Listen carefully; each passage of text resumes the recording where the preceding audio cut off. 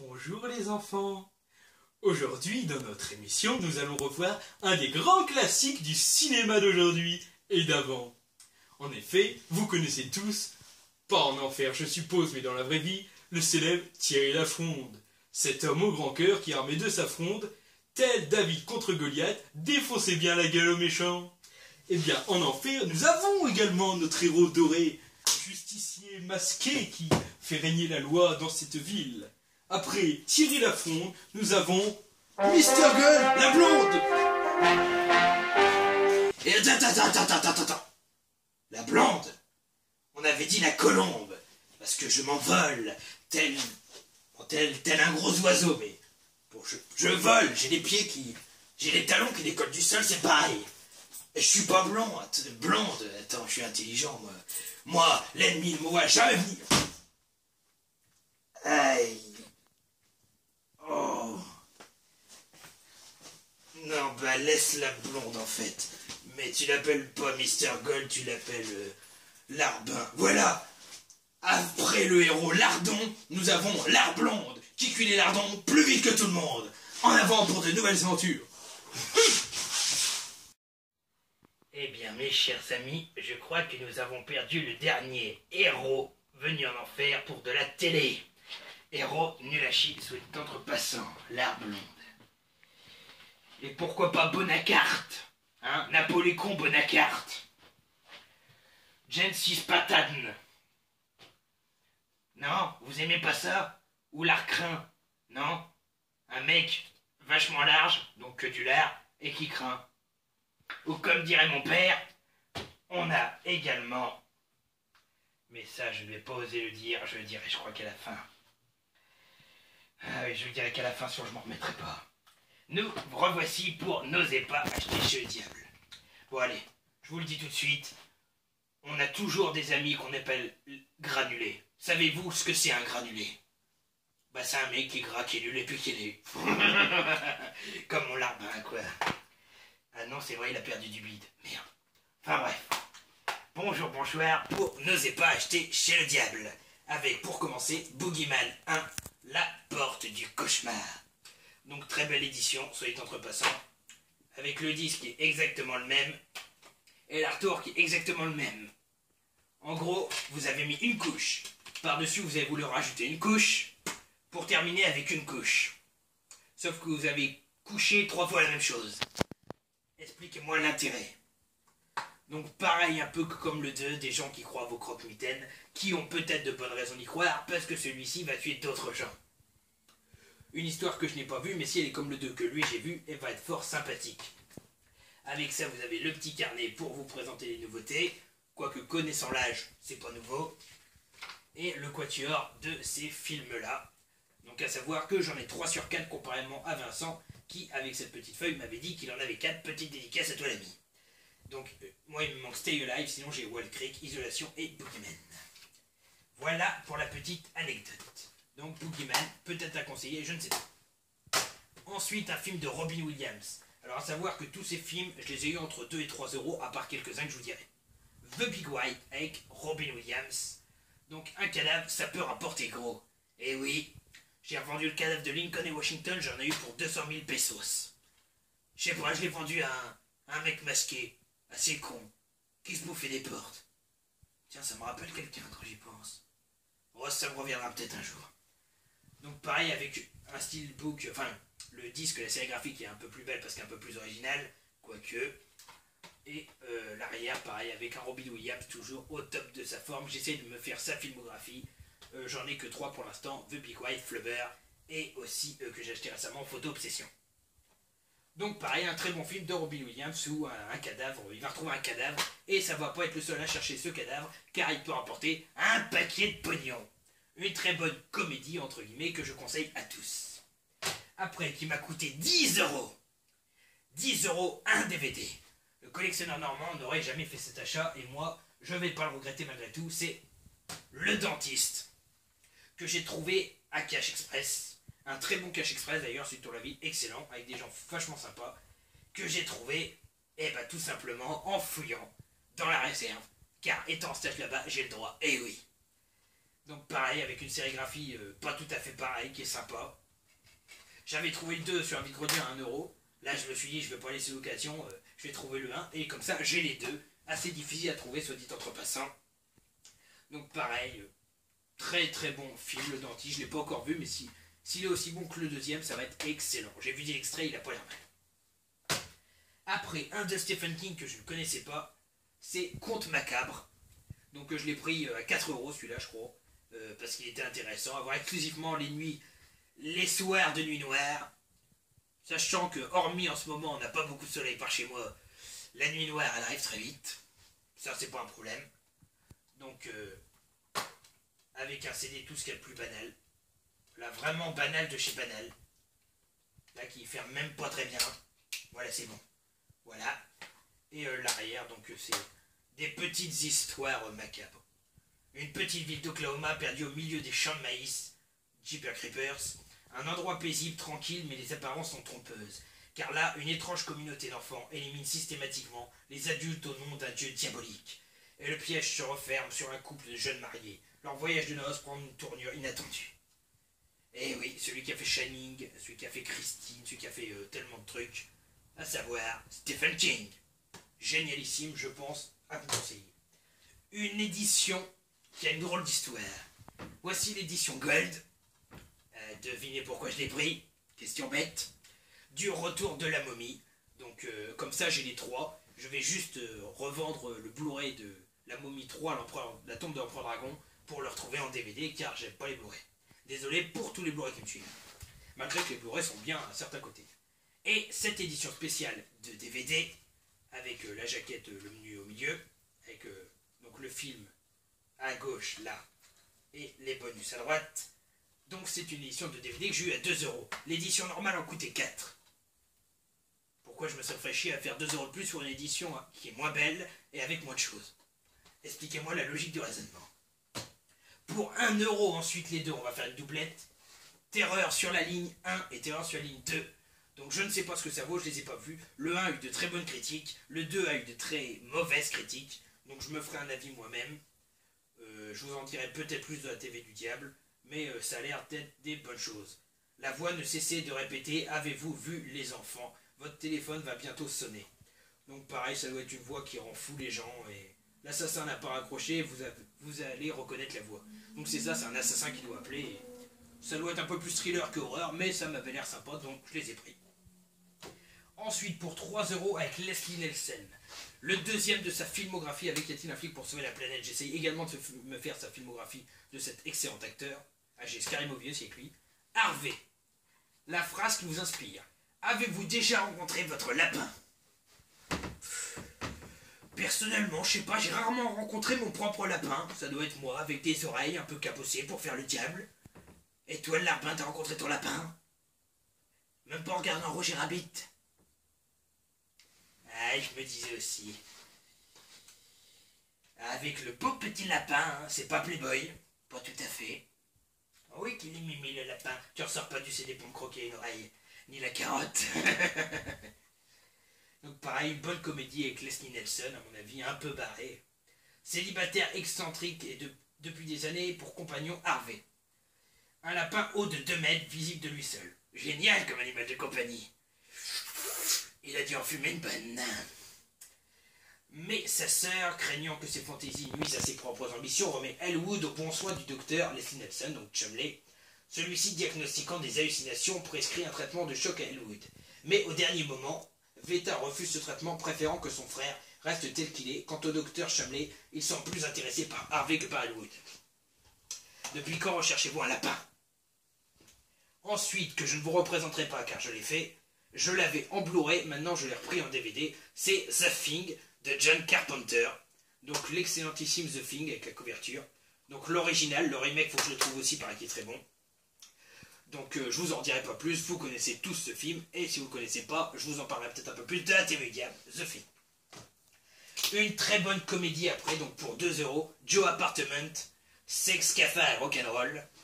Alors, sexe, cafard et rock'n'roll. Ah, ça fait un drôle de mélange. Donc pareil, avec le petit truc tout simple, basique, et la sérigraphie aussi tout à fait basique. Donc ça a l'air pas mal. Gentil cafard recherche colocataire. Donc c'est un homme qui va arriver dans un immeuble, il va être le seul à y habiter, et les cafards intelligents boivent de la bière et font du rock'n'roll. Élémentaire, mon cher Watson. Et donc sa copine va arriver, va pas trop aimer les cafards, et ça va être un truc burlesque à mon avis, un peu à l'image de la story, si vous connaissez.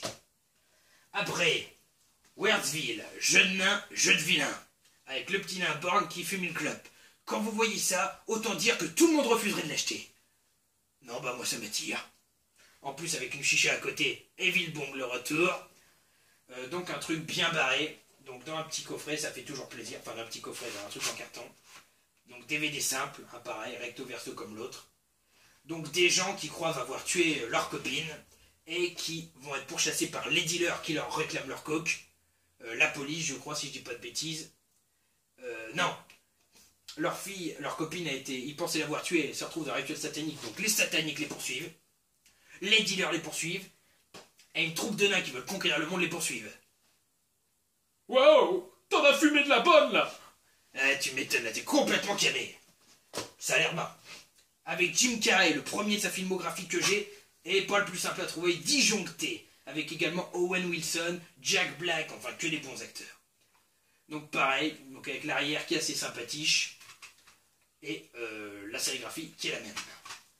Donc voilà, il veut juste être votre ami. Donc Jim Carrey, en tant que créateur du câble, vous propose d'avoir toutes les chaînes, câblées et piratées, en échange d'être votre ami. Et autant dire que être son ami, c'est pas l'idéal pour réussir sa vie. Très bon, je pense. Un vieux film datant des années 50, je crois, L'attaque des crabes géants. Tu m'avais dit que c'était le quand déjà? 56, je crois. 58. 57. Ah, mais j'étais pile. Hein. Donc l'attaque des crabes géants, donc déjà, la vieille couverture, ça se ressent. Le vieux noir et blanc. Et là, c'est pas mal avec le crabe que pour faire bouger les yeux, fallait des ficelles. À mon avis, ça s'annonce très vieux, mais bon, je me suis dit, pour 3 €, remise compris, avec la sérigraphie pareil, on va se laisser aller, ça peut être sympa. Je sais pas ce que ça vaut. Ensuite, Dolly. Méfiez-vous, elle adore les enfants. Moi aussi, j'adore les petits enfants. On n'a pas besoin de les payer pour qu'ils travaillent dans la mine et ils ont pile la bonne taille pour aller là où les adultes peuvent pas passer. Donc pareil avec classique, hein, trop classique peut-être. Et la poupée qui a l'air bien sympatoche, j'ai vu des critiques, ça a l'air d'être un bon film de poupée tueuse. On verra bien. Dark World avec une fille à mon avis qui fait frémir les parties intimes de mon larbin, Eva Green. Ah, je sais que tu la kiffes. Non, même pas. Ah, tu me déçois. Donc, Dark World. Donc, entre Blade Runner et V pour Vendetta. Donc, Blade Runner, très bon, et V pour Vendetta, très bon aussi. Donc, vous avez qu'à voir l'arrière. Ça fait assez macabre. On a l'impression de voir, notamment là, et puis le visage là, les gens qui se protégeaient, qui soignaient les autres pour la peste, avec leur grande forme. Et puis, souvent, ils avaient des costumes avec des nez d'oiseaux. Donc, ça a l'air assez terrible. C'est 4 personnes qui se retrouvent dans un Londres un peu apocalyptique. Londres contemporain de Menwick. Entre deux mondes parallèles, une ville impitoyable régie par la ferveur religieuse. A priori, elles n'ont rien en commun, mais dans cet univers étrange, tout devient possible. Le destin des 4 personnes tragiques vont finir par se croiser brutalement. Ça peut être bien, je ne sais pas. On se dépêche pour pas perdre trop de temps avec Photo Obsession de Robin Williams. Donc un très bon film, celui-là, que je conseille à tous, que j'ai partiellement adoré. Avec un Robin Williams toujours au top de sa forme. La très bonne photo. C'est un photographe qui va prendre des photos de la vie d'une famille pendant XXXXX années. Et il a eu pas mal de prix d'ailleurs, ce que je vois. Si vous regardez là, si vous voyez, je vais vous les dire au cas où. Prix première, prix journal du dimanche du public, prix du jury, festival de Deauville 2002, donc c'est pas mal. Et en fait, il va voir à travers ces photos qu'il y a eu un meurtre, un homicide, si je dis pas de bêtises. Oui, c'est ça. Et il va devoir trouver, entre guillemets, qui est l'assassin en regroupant les photos. Un flagrant délit d'adultère, excusez-moi, c'est pas un homicide. Et donc voilà, c'est un film assez sympathique, j'en ai que des parcelles de mémoire, mais il me semblait que c'était très bien. Le premier Scooby-Doo 1, pas la peine d'en parler plus, hein. Avec Sammy, Scooby-Doo, Vera, Fred et Daphné. Donc pareil, très bon. Il y a l'acteur qui joue Mr Bean en tant que méchant. Excellente comédie horrifique, un conseil à tous. Un qu'on ne trouve pas partout non plus, que je sais pas comment je l'ai trouvé non plus d'ailleurs. Voilà. Le campement de l'horreur. Donc assez rigolo, il y a de quoi se taper les barres. Juste en voir la couverture, les pom-pom girls avec une tête de mort. Et donc ça se passe dans un défi de Pom-Pom Girls où la mort va venir les frapper. Voilà, dès le début du congrès, une des filles est retrouvée morte. La police pense à son suicide, mais dans les jours qui suivent, d'autres Pom-Pom Girls meurent dans des conditions à chaque fois plus horribles, la panique commence. Donc une bonne comédie burlesque, à mon avis, avec une couverture tentante. La sérigraphie est la même. Et donc voilà, ça m'a l'air assez sympathique. On verra bien. Un vieux souvenir d'enfance, Zathura. Donc avec du relief, vous voyez peut-être pas, mais là il y a du relief, là aussi, lui et lui aussi. Et les enfants, non, les enfants n'en ont pas. Donc pareil, dans un fourreau, très joli. Et c'est un peu un Jumanji version de l'espace, si vous voulez, pour faire court. Une aventure spatiale, donc là vous avez du relief sur les 4 petits bouts là aussi, qui est pas mal. Et vous allez trouver des robots, des aliens qui vont attaquer, un cosmonaute censé vous sauver qui pille votre garde-manger. Enfin, une très bonne comédie que pour toute la famille à conseiller. Urban Evil. Assez bizarre, ces 3 petites histoires, et assez rigolotes. Vous avez Accord démoniaque, La poupée vaudou et L'enfer en sous-sol. Donc je ne connais pas L'enfer en sous-sol et Accord démoniaque, mais la poupée vaudou, c'est une histoire que j'ai déjà dans un film de la Full Moon. C'est dans Horrifique, je crois qu'il apparaît, ou Tomb of Terror, l'un ou l'autre. Et donc c'est une histoire qui est récurrente, et donc malheureusement que j'aurais déjà vu. Donc Urban Evil, avec le carton. Donc je l'ai pris pour la couverture, et pour les 2 histoires je connais pas, mais un peu déçu d'en connaître une des 3. Ça fait un peu chier, mais bon, c'est la vie. On m'a offert les Gremlins, du coup j'ai pris les Goblins pour 1 euro. Donc pareil, à mon avis c'est une comédie nanardesque plus qu'horrifique. Suffit de voir la gueule des monstres. T'as juste envie de leur foutre un coup de pied dans le cul. Même toi tu le penses derrière ta caméra. Et même vous derrière votre écran vous le pensez. Donc pareil, une petite invasion d'aliens bien sympathique. Il n'y aura plus qu'à choper l'intégrale des Critters pour ma part et j'aurai toutes les petites bêtes mignonnes d'horreur. Ensuite une doublette avec le célébrissime et génial Martin Lawrence des Big Mama 1 et 2. Il me manque plus que Big Mama 2 père en fils. Hop là, dans ce ordre là ça va être mieux. Donc pareil, assez sympa. Voilà, donc avec la même sérigraphie. La même sérigraphie. Donc si vous connaissez pas, regardez-les, c'est bourré d'humour, c'est vraiment désopilant, vous allez vous taper des barres. C'est vraiment excellent et génial ici. Plus que 3, nous avons après Madame Doubtfire avec Robin Williams, un grand classique que tout le monde doit avoir vu. Tu l'as vu, le larbin? Si j'avais mon couteau, tes côtes auraient repris la choc. Regarde un peu de film, mon Dieu! Et on dit oui. J'ai pas entendu. Il est muet en plus.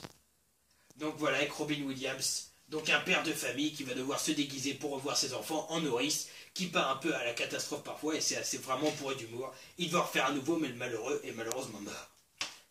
Donc pareil, avec l'arrière. Donc à remarquer que la sérigraphie est quand même pas pareil que la couverture, est assez jolie, on voit les deux, donc transformés ou non, qui est assez sympa.